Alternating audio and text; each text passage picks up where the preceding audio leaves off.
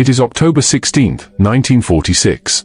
Rain lashes the towering windows of the Nuremberg courtroom, hammering against stone and glass like the echo of a continent still trembling from war. Shadows flicker across the walls, cast by a single swaying rope, the instrument that will end a life defined by obedience. Footsteps pound on the cold floor, deliberate, heavy, each step a drumbeat of inevitability. Wilhelm Keitel moves through the haze, head bowed, hands shackled, the weight of decades of blind loyalty pressing down. His pale face catches the dim light. A flicker of doubt crosses his eyes, almost human, before it vanishes under the rigidity of duty. Around him, the judges sit like statues, their gaze cold, relentless, measuring every twitch of muscle, every tremor in his hands. Outside, the ruined cities of Europe whisper their collective suffering, eager for accountability. Inside, a hush wraps the room, broken only by the distant rumble of thunder and the faint shuffle of feet on stone. This is not the distant battlefield, it is a battlefield of conscience, of moral collapse, of obedience turned weapon. The rope swings, the storm outside rages, and the moment tightens like a vice. The audience feels the weight of smoke-choked streets, shattered lives, and orders inked in blood. Keitel's life, built on unwavering allegiance to a dictator, now faces the reckoning history demanded. The tension is raw, immediate, and it is only the beginning. Smoke curls over shattered villages in Poland. Streets are littered with rubble, overturned carts, and the echoes of artillery. The wind carries the scent of gunpowder and burning timber, a harsh reminder of the war that has engulfed Europe. Wilhelm Keitel's presence is felt not on the front lines, but in every calculated order, every signature on a sheet that seals countless fates. Maps lie scattered across oak tables, lines of invasion drawn in sharp black ink. Soldiers march, obeying his directives without question, their boots pounding in rhythm with the drumbeat of conquest. In Berlin, Keitel moves through the Reich Chancellery, clipboard in hand, eyes trained on the ever-growing tide of operations. He is the instrument of a plan far larger than himself, annexation of Austria, the lightning strike into Poland, the march across France. Officers whisper in corners, labeling him a yes man, a man without vision, yet indispensable in his obedience. He nods, signs, approves. The machine of war spins faster because of men like him, whose loyalty eclipses conscience. Outside, the consequences unfold in real time. Civilians flee bombed-out towns. Resistance fighters vanish into the night under the night and fog decree, their screams muffled by dense forests and black uniforms. Keitel does not see the terror firsthand, but it courses through his orders, binding him to every atrocity executed under his authority. The war is not abstract, it lives in the trembling of a child hiding in a cellar, in the panic of a village engulfed in flames, in the silence of the captured and the dead. And yet, there is a strange rhythm to it all, the quiet efficiency of bureaucracy turning slaughter into numbers, strategy into obedience. Keitel's world is one of maps and signatures, but it moves armies, destroys homes, and erases lives. This is the reality of his power, unseen from the front but omnipresent, shaping the trajectory of Europe's devastation. Every battlefield, every occupied city, every executed order carries his imprint. And now, as the war collapses around him, that imprint will become inescapable. The early morning mist clings to the rolling hills of Austria, 1938. Soldiers move in tight columns, boots muffled against wet earth, rifles cradled and ready. Wilhelm Keitel watches from the command car, clipboard balanced on his knee, eyes scanning lines of troops as if their precision validates his existence. The annexation of Austria, the Anschluss, is supposed to be seamless, yet tension coils in the air like a living thing.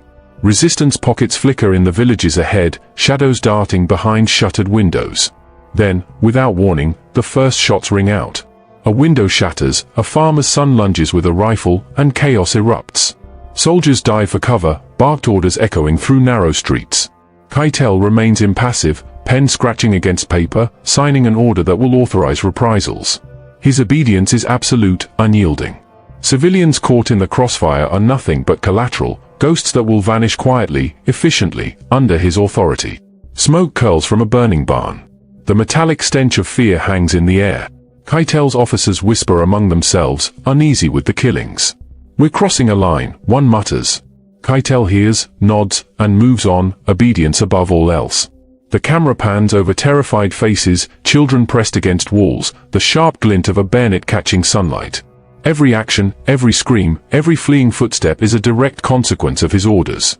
Even here, in what seems like a minor skirmish, the machinery of war is absolute. Keitel's role is unseen but omnipresent: signatures, stamps, commands flowing down a chain that transforms strategy into blood. His intellect may be questioned by peers, his courage never tested on the battlefield, yet the destruction unfolding in this small Austrian village is entirely his doing. And while soldiers and civilians alike struggle for survival, Keitel remains a silent witness to it all, the embodiment of loyalty without conscience. By the time the smoke clears, the Anschluss is complete. Resistance crushed. Streets littered with bodies and debris. And in the quiet aftermath, Keitel's hand still moves, signing the next order, preparing for the next conquest, each step binding him further to the atrocities yet to come. The thrum of engines shakes the ground as tanks churn through the mud of Poland, 1939. Artillery fire cracks the sky, sending echoes bouncing across villages flattened by the blitzkrieg. Soldiers sprint through shattered streets, faces streaked with grime and fear, rifles tight in trembling hands. Wilhelm Keitel does not feel the mud, the smoke, the blood, but he is present in every strategic line, every order he signs, every command he enforces. His pen becomes a weapon, translating Hitler's ambition into mass movement and mass death. Reports arrive with the speed of chaos itself: civilians executed in reprisal for resistance, villages burned, captured commandos vanished into the mist. Keitel processes the information methodically, nodding, stamping, authorizing. His reputation among peers is whispered in corners, a yes-man, lacking brilliance, yet indispensable in unwavering obedience. Yet it is this very obedience that escalates terror, turning organized military operations into systematic atrocities. Even personal tragedy cannot sway him. News of his youngest son's death in the Soviet advance pierces the lines of his composure, yet he does not falter in duty. The war continues, relentless and unyielding. Soldiers collapse in exhausted heaps, communications fail, orders are ignored, but Keitel's signature remains a constant, the invisible hand orchestrating carnage. The landscape is a cacophony of sound and destruction. Smoke chokes the horizon, distant screams of civilians and soldiers alike are swallowed in artillery fire. Every street, every farm, every forested road carries the imprint of Keitel's authority. The night and fog decree takes root, resistance fighters vanish silently, never to return, while the world outside reels in horror. In this maelstrom, the machinery of war eclipses humanity. Yet Keitel moves through it all, a ghostly figure of discipline and bureaucracy, ensuring obedience outweighs morality. His influence is unseen on the battlefield but undeniable in consequence.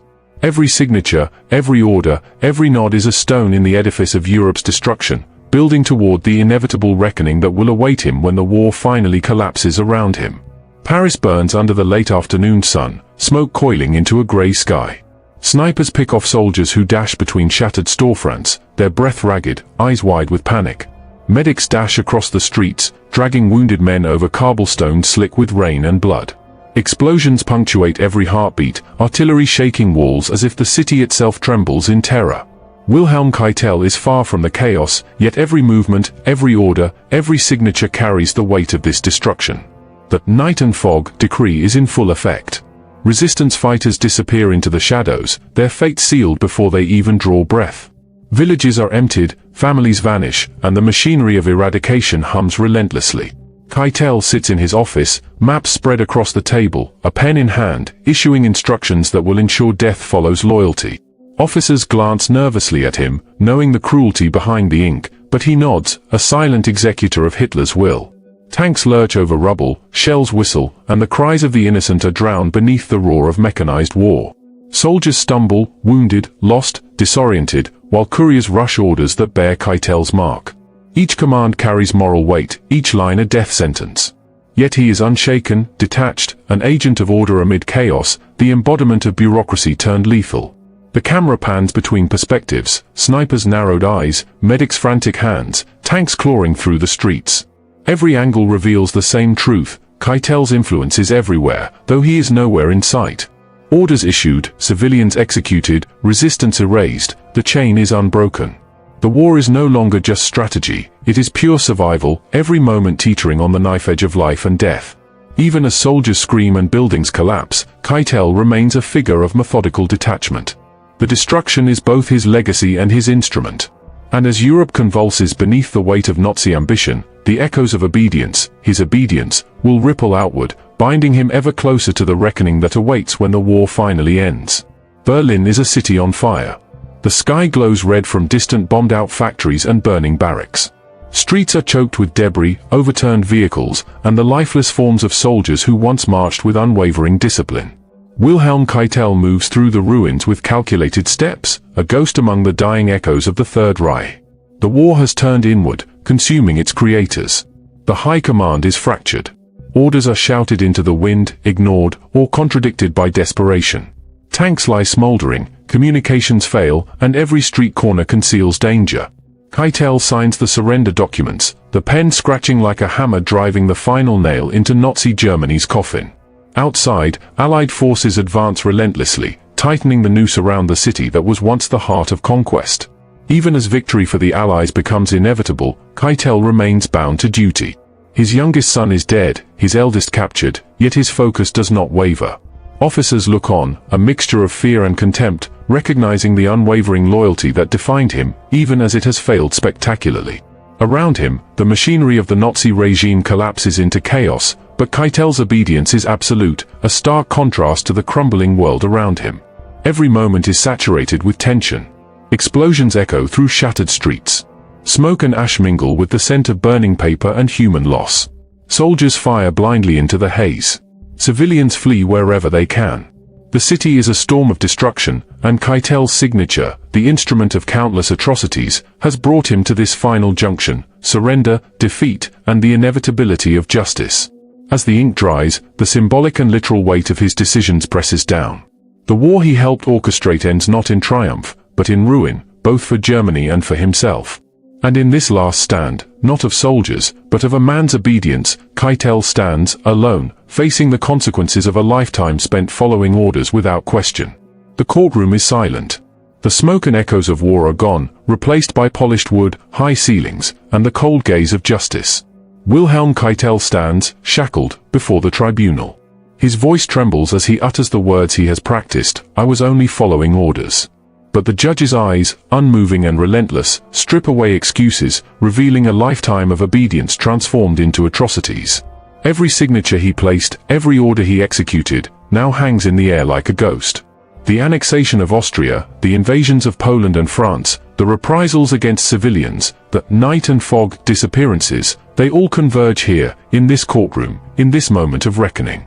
Keitel's peers once mocked him as a yes-man, weak in intellect, but now the weight of his loyalty presses down with unbearable gravity. He is not just a man, he is the embodiment of obedience weaponized, the human instrument of terror. Conviction follows swiftly. Multiple counts, conspiracy, war crimes, crimes against humanity. His defense, following orders, is rejected. The gavel falls. Sentenced to death. The rope is prepared. In the shadows, the executioner waits, the room thick with anticipation. And then the hanging begins. The process is brutal, prolonged, every second a grim reflection of the lives extinguished under his commands. In the stillness that follows, the tribunal stands as witness not just to punishment, but to the principle of accountability. Keitel's life, defined by loyalty without conscience, has ended as it must, a cautionary tale etched into history. The war may have claimed millions, yet his execution crystallizes the moral weight of obedience untempered by ethics. The camera lingers on the empty courtroom. Rain taps against the windows once more. Shadows stretch across the floor where Keitel once stood. Europe breathes, scarred but conscious. And the story remains, a haunting reminder that blind allegiance can be more destructive than any battlefield, and that justice, though delayed, will eventually confront even the most devoted instruments of tyranny.